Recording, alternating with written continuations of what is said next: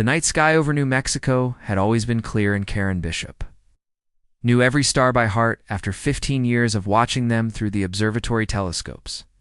She sat in her usual chair at the Deep Space Observation Center, sipping cold coffee and reviewing the data streams from the satellite network, when something appeared on her screen that made her heart stop. The readings showed an energy signature forming in Earth's orbit, and it was massive. And it was growing, and it defied every known law of physics she had ever studied. Karen grabbed her phone and called her supervisor, but the words came out in a jumble of technical terms and panic. Within minutes, the entire facility was awake and crowded around her workstation, watching as the energy signature solidified into something physical. The vessel that materialized was enormous and sleek and covered in a material that seemed to absorb and reflect light at the same time. It just hung there in orbit, making no moves and sending no signals, and the silence was somehow more terrifying than any threat could have been. By morning, every government on Earth knew about the ship, and military forces were mobilizing, and the news networks were running non-stop coverage with wild speculation about alien invasion. Karen found herself pulled into emergency video conferences with officials from a dozen countries, all demanding answers she did not have.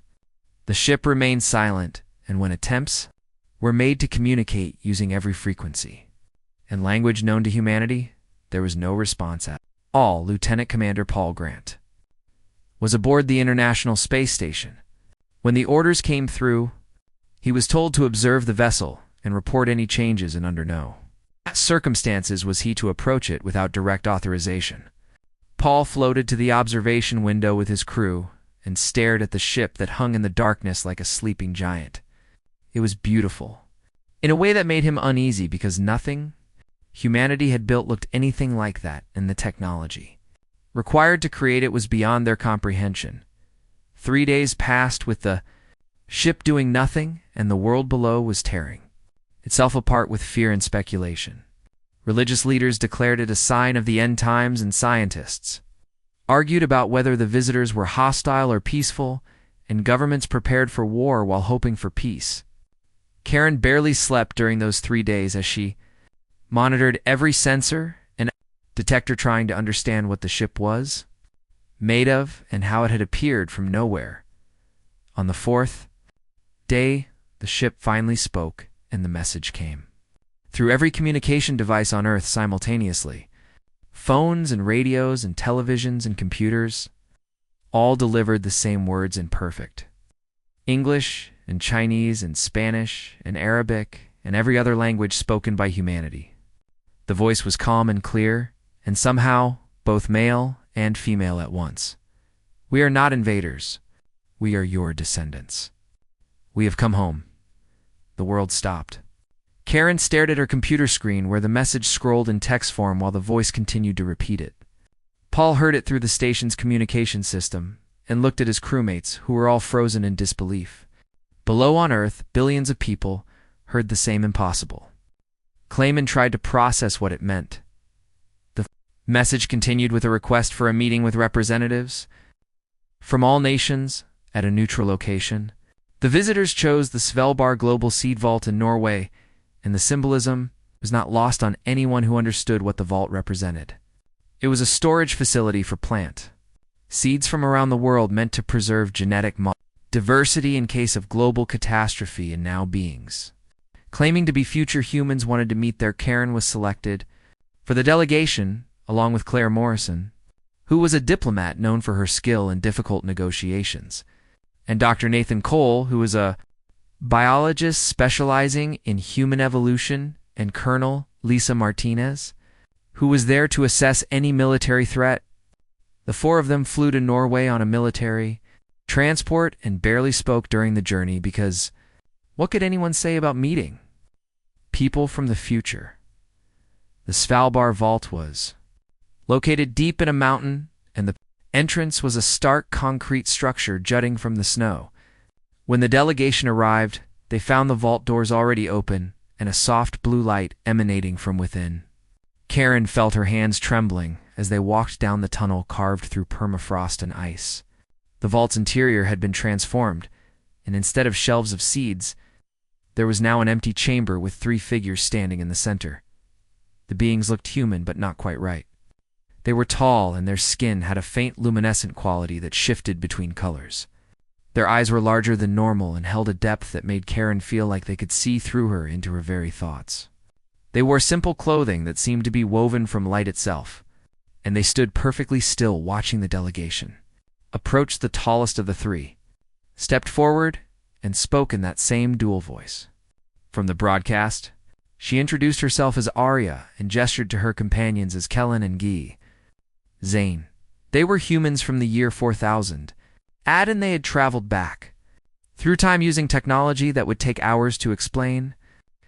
They had not come to conquer or guide, but to reveal a truth that humanity needed to know before it was too late. Claire found her diplomatic voice and asked what truth they meant. Arya's expression became serious, and she activated a device on her wrist. Suddenly, images flooded into Karen's mind, not through her eyes, but directly into her consciousness. She saw Earth millions of years ago, and watched as something vast and incomprehensible seeded the planet with the building blocks of life. She saw the rise and fall of countless species and the emergence of early humans, and she understood with crystal clarity that none of it had been random. Nathan gasped beside her as the same visions filled his mind. Lisa grabbed her head and dropped to one knee, overwhelmed by the influx of information. Claire remained standing, but tears streamed down her face as she witnessed the true history of humanity. When the visions finally stopped, Karen found herself on the floor breathing hard, trying to process what she had seen. Arya spoke again, and her words were simple, but their implications were devastating. Humanity's evolution had never been natural. Earth had been selected millions of years ago by an ancient intelligence as an experimental ground. Humans were designed to evolve in stages, and each transformation was triggered by reaching certain thresholds of technology and social development. Modern humans were only the 3rd stage in a planned sequence of 7 transformations, and the 4th transformation was coming soon, and it would change everything. Humanity thought they knew about themselves. Arya waited until the delegation had recovered from the vision before continuing, and Karen noticed that the future human's eyes held something like sympathy or perhaps regret. The holographic projections began again, but this time they were more controlled and less overwhelming. Images floated in the air showing DNA strands and evolutionary timelines and complex diagrams that Karen recognized as genetic sequencing data. The ancient intelligence that seeded Earth was called the Architects by Arya's people, and they existed in a form that current humanity could not fully comprehend. They were neither fully organic nor artificial, but something that merged consciousness with matter in ways that seemed impossible. The Architects had visited Earth when it was still young and planted the seeds of life with specific instructions coded into the very building blocks of existence. Kellen stepped forward and began explaining the technical details in a way that made Nathan lean in with intense focus. Every major evolutionary leap in Earth's history had been planned, and the genetic code of all living things contained hidden markers that activated at precise moments. When early fish developed the ability to breathe air and crawl onto land, it was not random mutation, but programmed instruction finally expressing itself. When primates began to walk upright and use tools, it was the next stage activating according to design. Nathan interrupted, and his voice was sharp with skepticism. He demanded proof because extraordinary claims required extraordinary evidence, and he was not going to accept this story without verification. Kellen nodded as if he had expected this, and produced a device that looked like a simple tablet, but glowed with that same strange light as their clothing. He handed it to Nathan and showed him how to access genetic databases that compared human DNA with the patterns that Architects had left behind. Karen watched as Nathan's face went pale while he scrolled through the data. The so-called junk DNA that scientists had never understood suddenly made perfect sense when viewed through the lens of programmed evolution.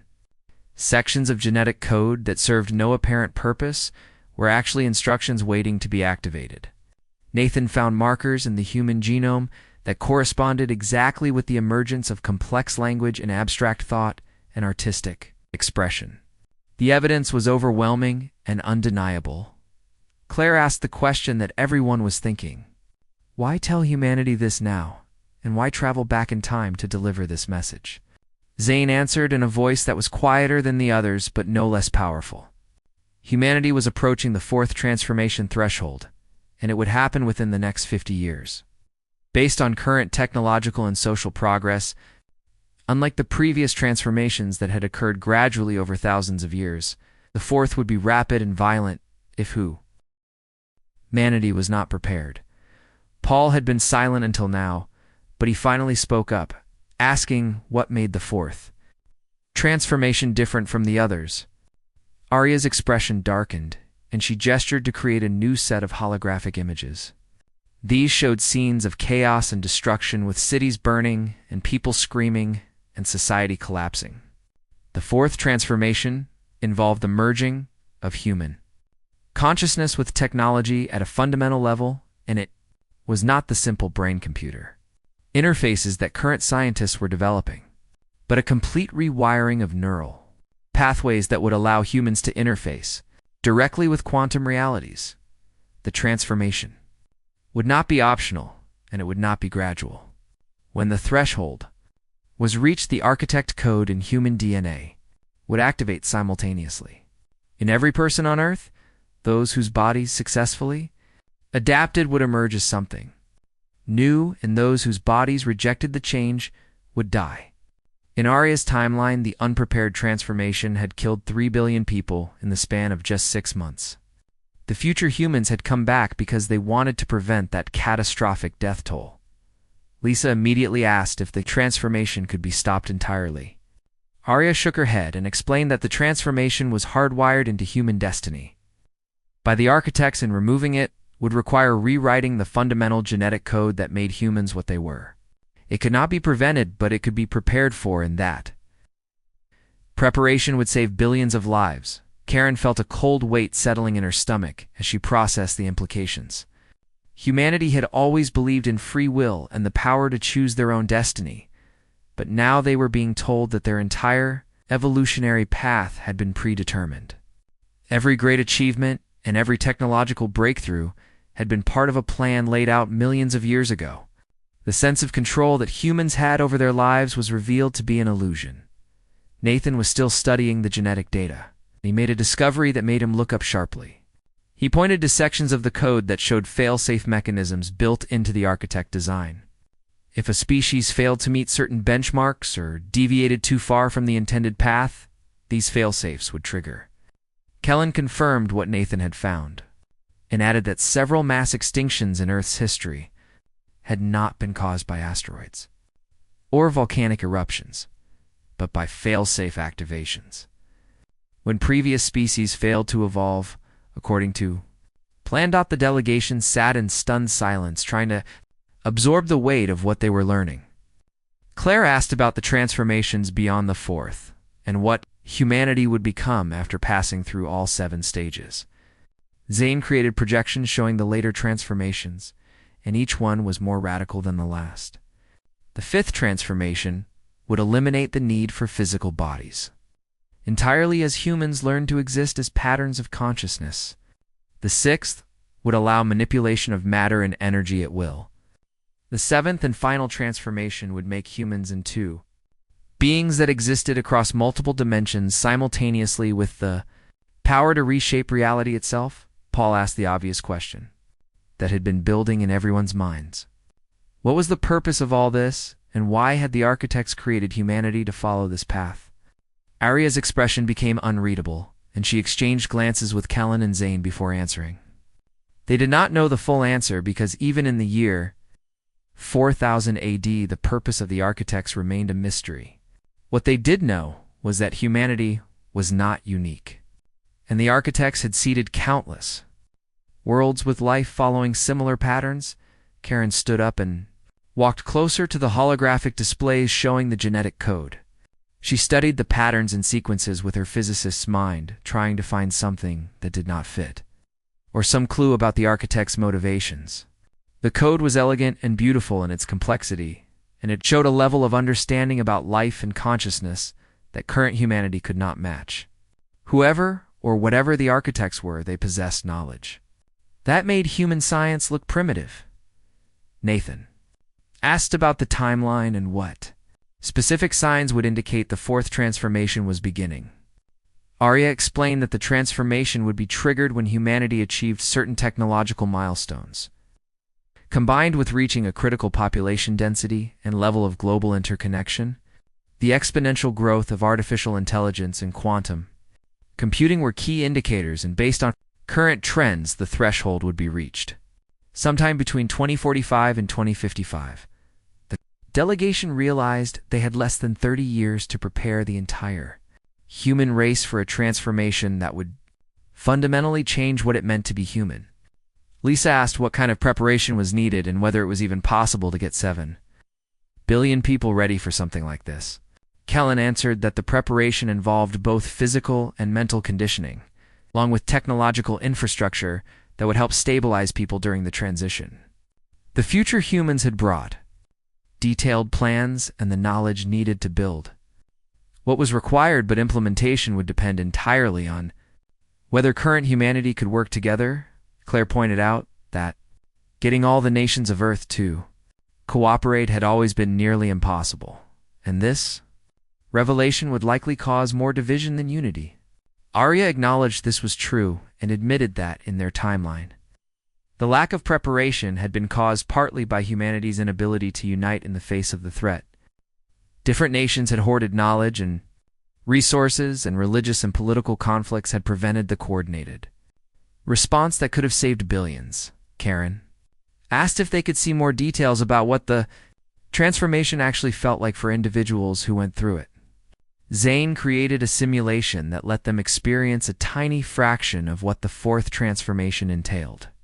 Even that small taste was overwhelming as Karen felt her consciousness expand and touch things beyond normal perception.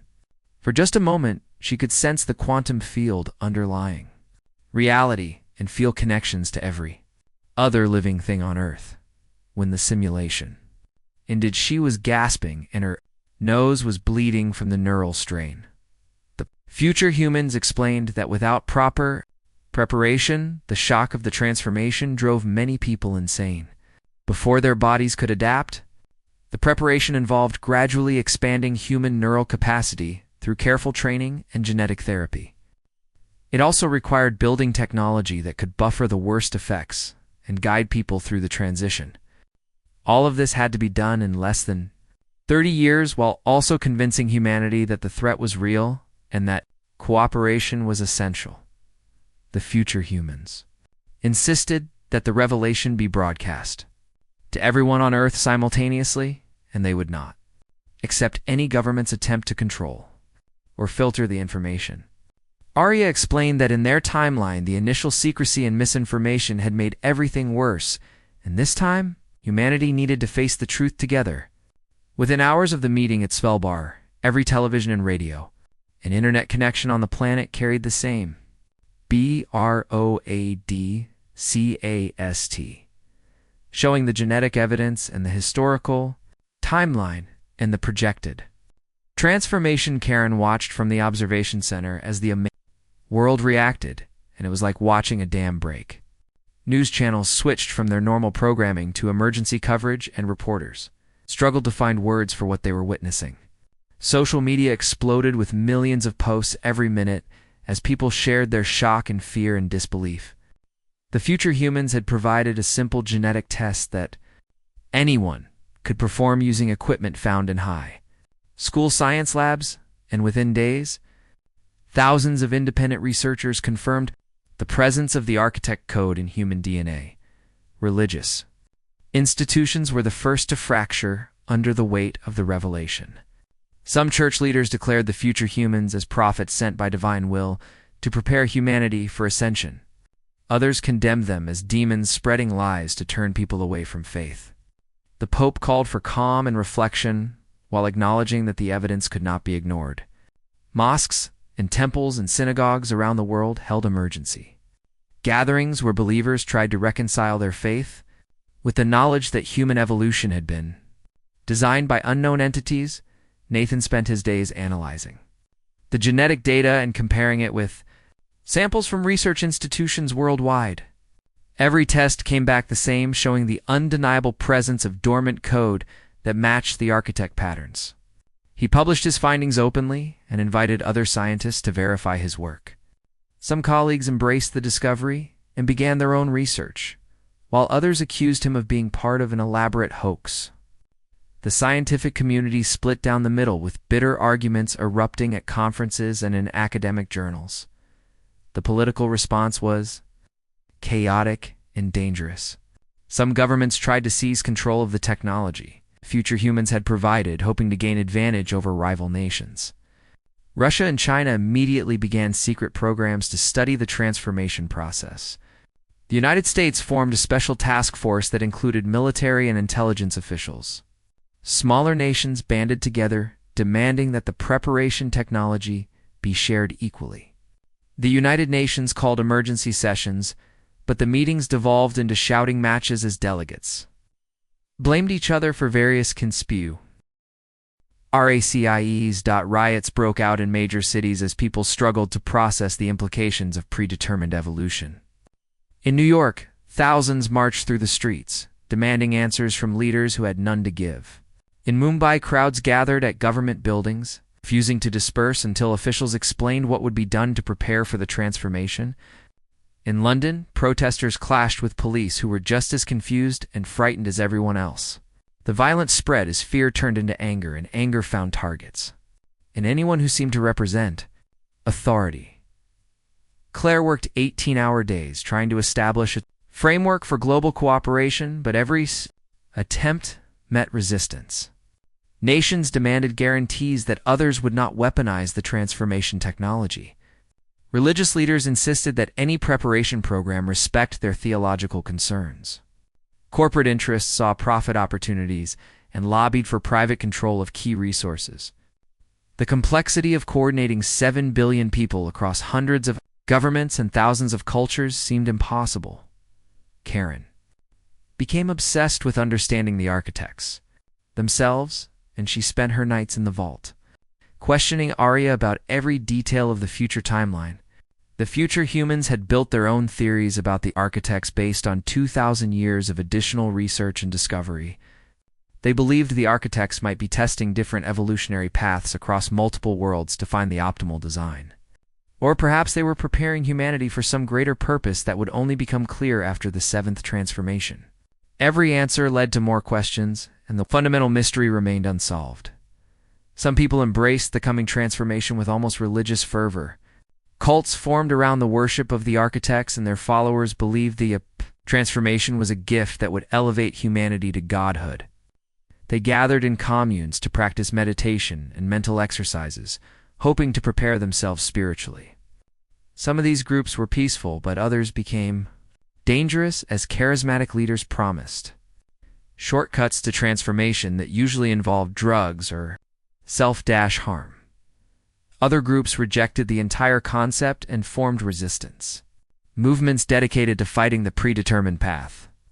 They called themselves naturalists and argued that humanity should find a way to remove the architect code and evolve on their own terms.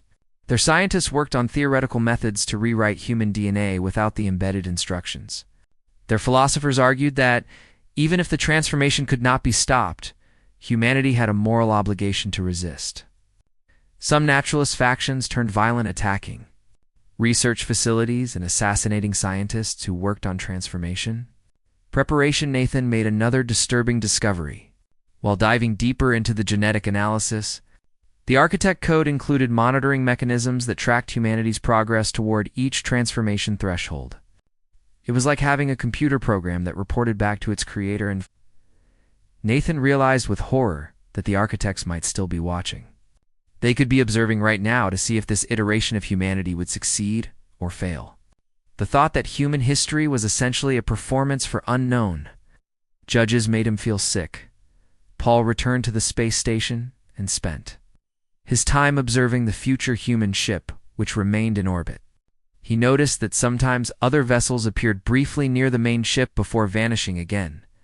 When he reported this to Arya, she explained that the future humans had established a temporary base in Earth's past and ships were traveling back and forth bringing supplies and personnel. The technology required to maintain stable time travel was enormous, and they could only keep the portal open for a limited period. Karen asked how long the future humans could stay, and Arya's answer was troubling. They had approximately 6 months before the energy requirements became too great, and they would need to return to their own time. 6 months to convince humanity to prepare for a transformation that was decades away. 6 months to overcome thousands of years of division and conflict. 6 months to change the course of human history or watch billions die when the unprepared transformation began. Social fabric of civilization continued to tear as people chose sides in debates about how to respond. Families split when parents and children disagreed about whether to embrace or resist the transformation. Friendships ended over arguments about the architect's intentions. Communities fractured along lines of belief and fear. The very thing that was supposed to unite humanity in common purpose was instead driving them further apart. Lisa compiled reports from military intelligence sources around the world, and the picture was grim. At least 15 nations were developing weapons programs based on transformation technology, hoping to create super soldiers. Black market dealers sold fake genetic therapies, claiming to prepare people for the change. Criminal organizations exploited the chaos to expand their operations. The breakdown of social order was accelerating, and if something did not change soon, the violence would escalate beyond control.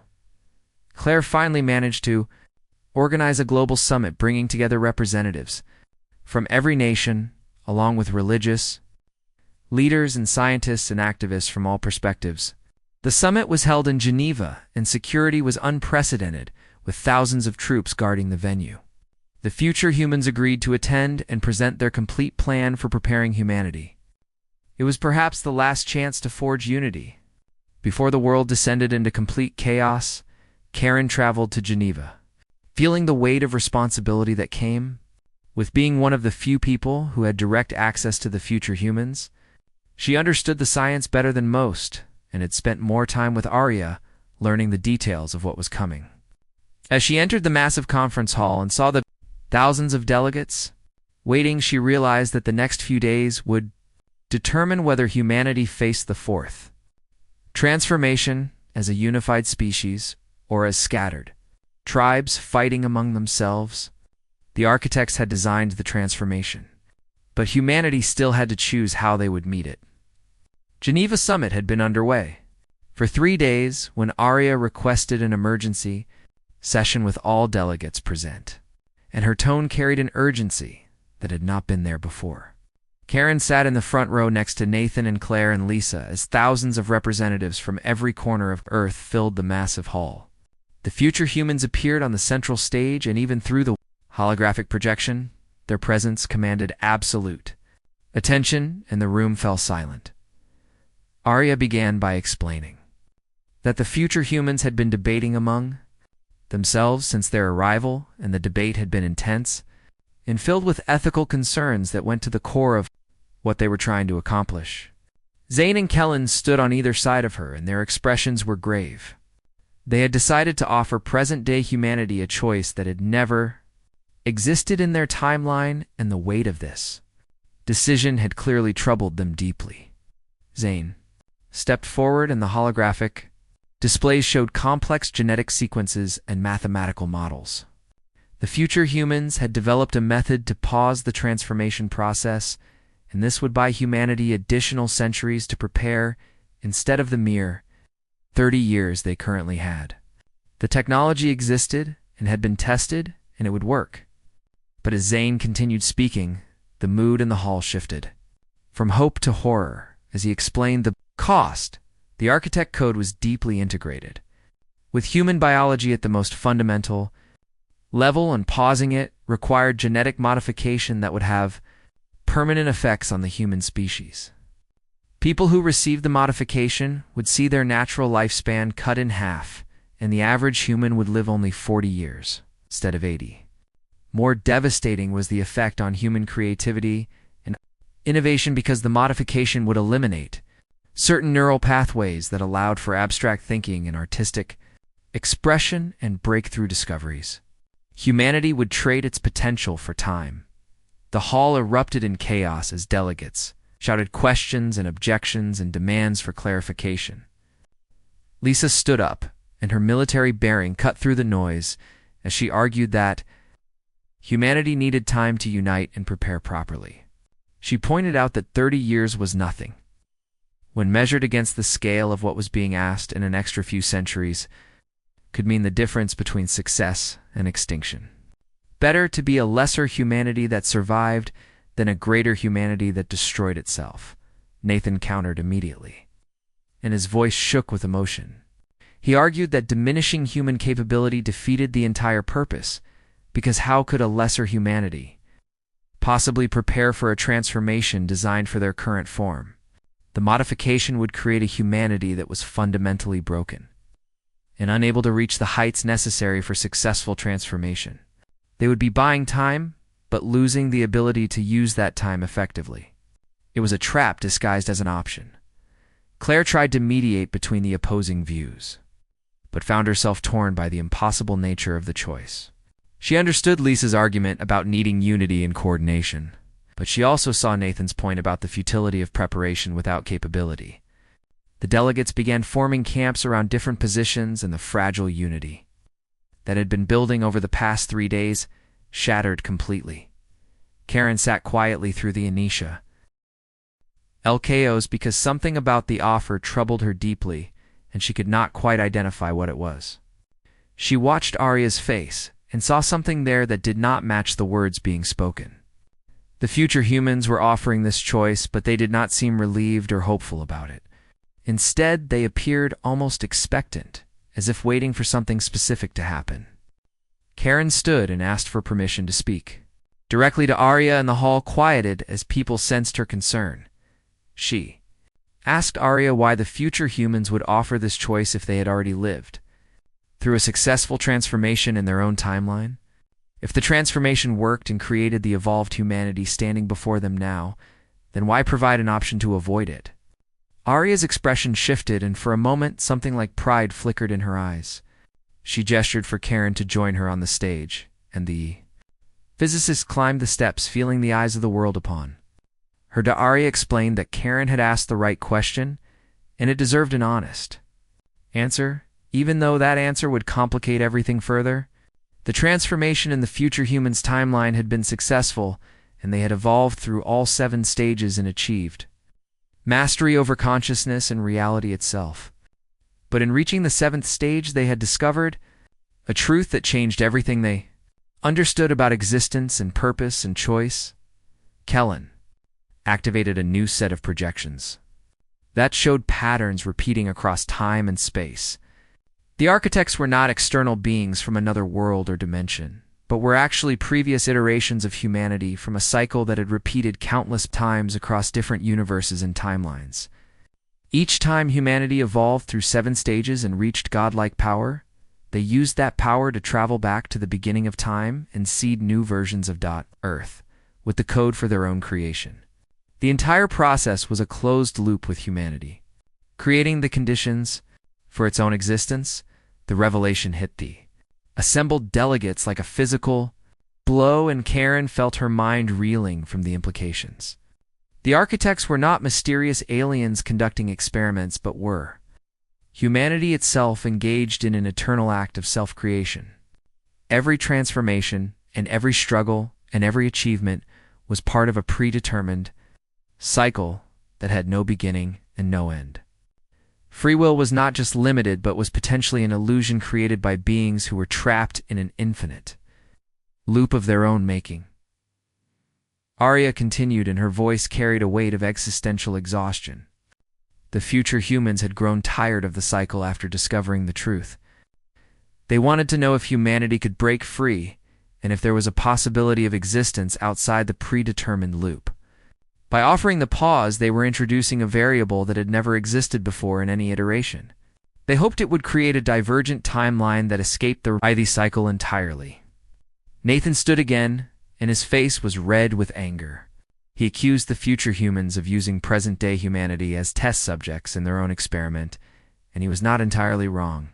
The future humans were gambling with the entire species to satisfy their existential crisis. The choice was not really about preparation versus transformation, but about accepting a predetermined destiny or risking extinction for the possibility of genuine free will. The delegates began arguing again, but this time the debate had shifted. Some argued that even a slim chance at free will was worth any risk. Others insisted that survival within the cycle was better than potential extinction outside it. Religious leaders grappled with the theological implications of humanity being both creator and created. Scientists tried to analyze the logic of closed time loops and divergent timelines. The complexity of the situation exceeded anything human civilization had faced before.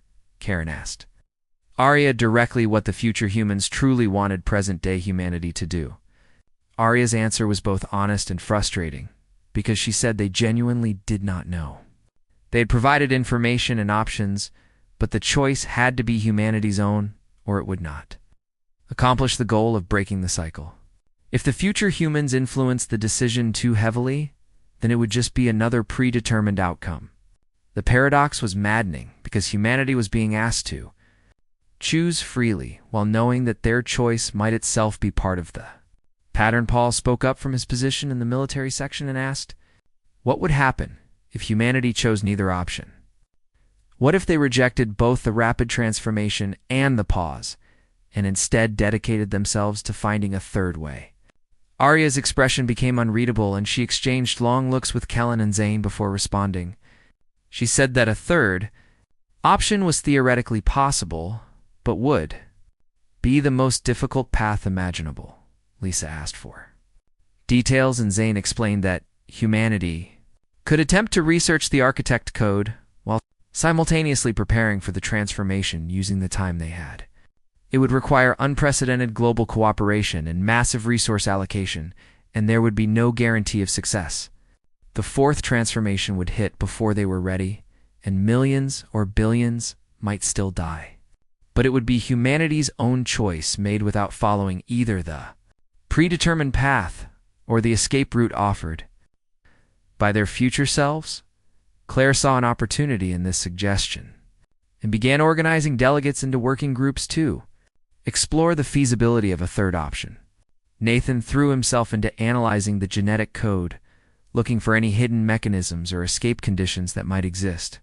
Karen worked with Arya to access more detailed records from the year 4000, searching for clues that previous humanities might have missed. The summit that was supposed to end in 3 days extended indefinitely as humanity grappled with choosing its own fate. The debate raged for weeks as experts from every field contributed analysis and proposals. The global media covered every development, and ordinary people around the world discussed the choice in homes and workplaces and public forums. Humanity had been handed its destiny and told to decide, and the weight of that responsibility was crushing. Some people wanted to accept the transformation and trust in the architect design. Others wanted to take the pause and buy more time.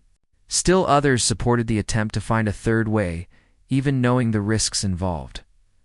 Karen barely slept as she worked around the clock studying the genetic code and the historical records. She began to notice patterns that the future humans had either missed or not fully explored. There were layers within the architect code that resembled comments in computer programming, and these metadata fragments suggested that the cycle was not meant to be eternal. There appeared to be an exit condition built into the seventh transformation, but no humanity had ever discovered it because they had always followed the predetermined path exactly. Karen's discovery of the hidden exit condition changed everything about the debate, and she presented her findings to the full assembly with trembling hands.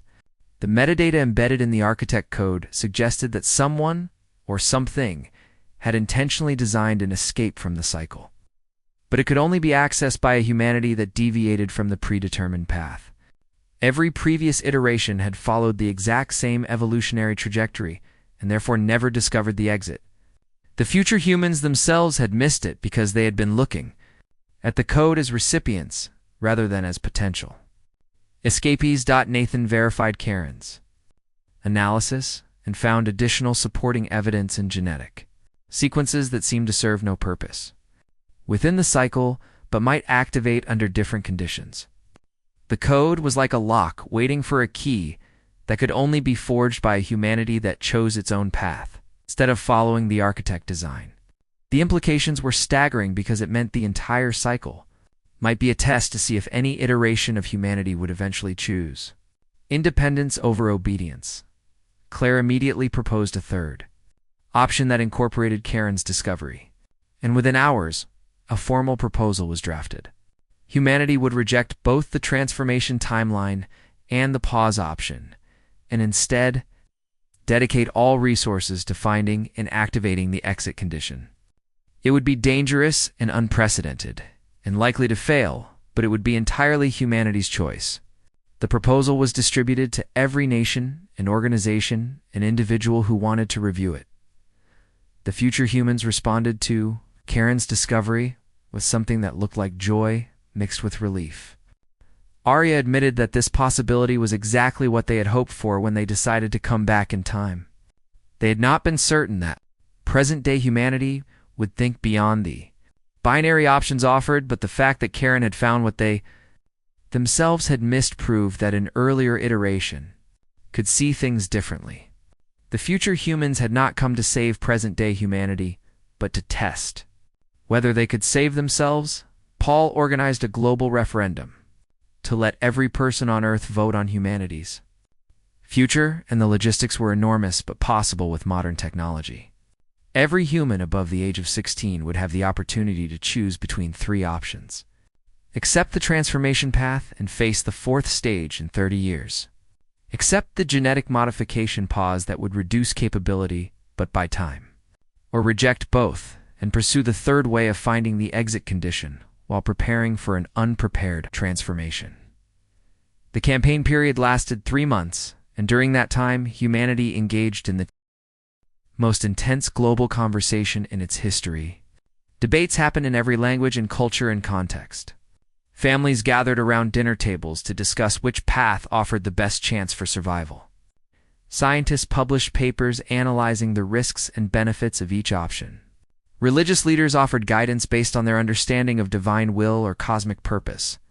Artists created works exploring what it meant to choose your own destiny versus following a designed path. Lisa threw her support behind the third option and used her military connections to build a coalition of defense forces from multiple nations. She argued that accepting either predetermined option was surrender, and that humanity's greatest strength had always been its stubborn refusal to accept limitations. The military perspective resonated with many people who valued independence and self-determination above safety and certainty. Nathan became the scientific voice for the third option, and he traveled, constantly giving lectures and interviews explaining the evidence for the exit condition. He acknowledged the risks openly and never promised success, but he made a compelling case that the attempt itself was worthwhile.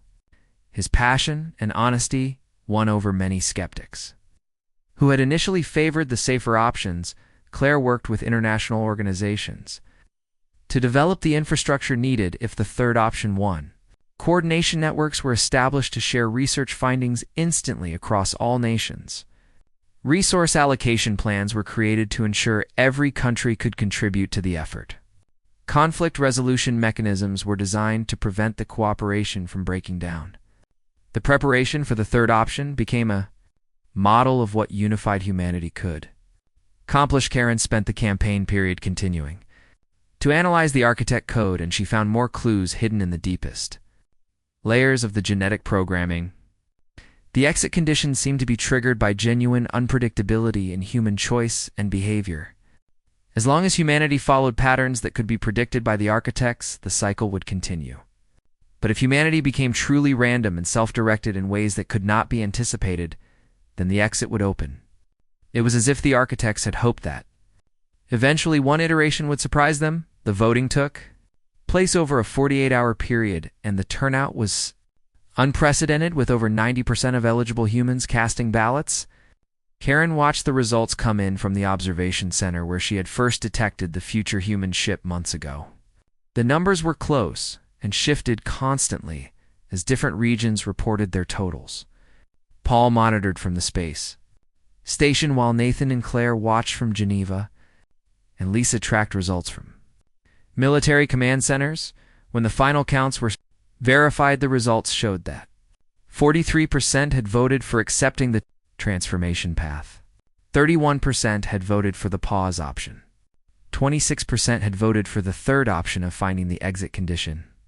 No option had achieved a majority, and according to the referendum rules, that meant no binding decision had been reached. Humanity remained divided and unable to choose its fate through democratic consensus.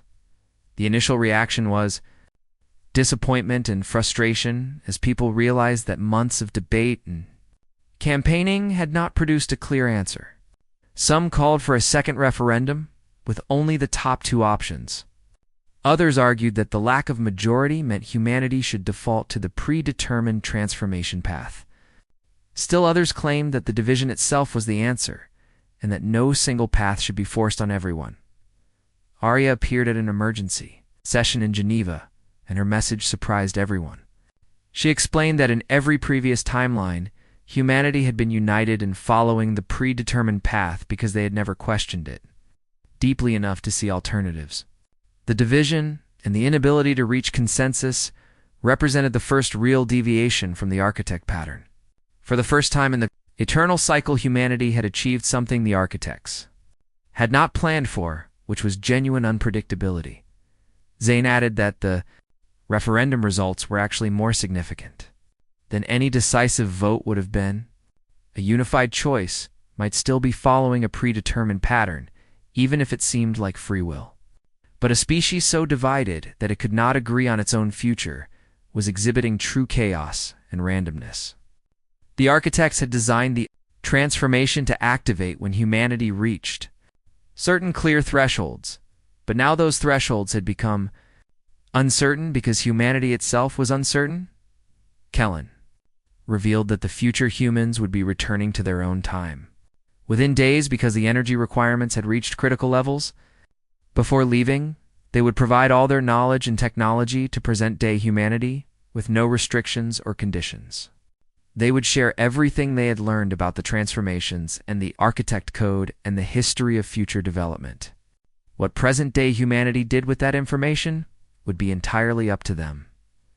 The future humans made one final broadcast. To all of Earth, and Arya spoke with a tone that mixed hope and uncertainty.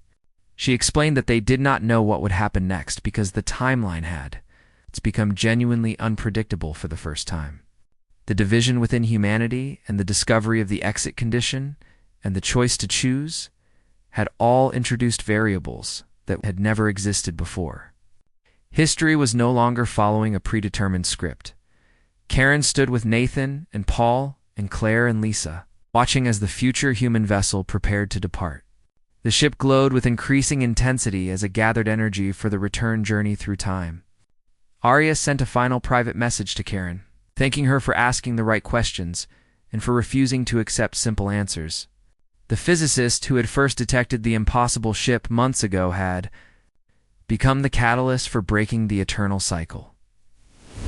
As the vessel vanished in a flash of light that briefly outshone the sun, Karen felt the weight of responsibility settle over her and everyone around her. The future was now truly unknown, and humanity would face the fourth transformation in roughly 30 years without any guarantee of survival. But they would face it as themselves, making their own choices and writing their own story rather than following someone else's design. Nathan returned to his laboratory and immediately noticed something impossible happening in his genetic samples. The architect code in human DNA was changing on its own and not following any predetermined pattern, but responding to humanity's choice to choose. The code was evolving and adapting to the concept of free will as if it had been waiting for millions of years for someone to finally question the design. He called Karen and showed her the data, and together they realized that the exit condition was already beginning to activate. The world began to change in subtle ways as the architect code responded to humanity's unpredictability. People reported dreams of futures that did not match any timeline from the architect design. Artists created works that expressed concepts outside normal human perception. Scientists made discoveries that should have been impossible based on current knowledge. The transformation had not arrived yet, but something was already transforming. And it was happening because humanity had chosen to be unpredictable. Claire established a global network called UNDUZLO, the Open Path Initiative that brought together people from every nation and culture to coordinate preparation for the unknown future. Instead of following the future humans' plans, the initiative encouraged experimentation and innovation and deviation from expected patterns. The goal was to become so unpredictable that the architect's cycle could not reassert control, even if it tried. Lisa transformed military organizations into research and development forces dedicated to exploring the boundaries of human potential. Instead of preparing for war, they prepared for transformation by pushing every limit and testing every assumption.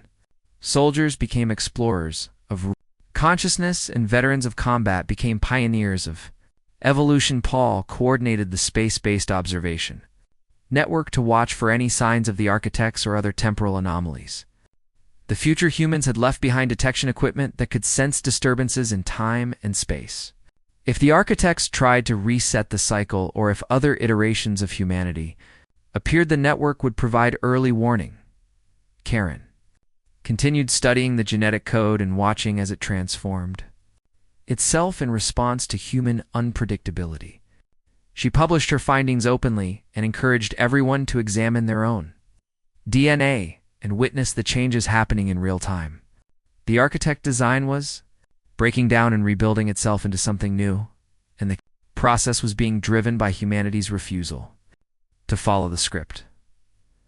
The fourth transformation was still coming, and no one knew how many would survive or what humanity would become. But for the first time in an eternal cycle of predetermined evolution, humanity was writing its own code and making its own choices and becoming truly unpredictable. The experiment had become the experimenter, and the creation had challenged the creator, and the story of where humanity would go from here belonged to no one but themselves.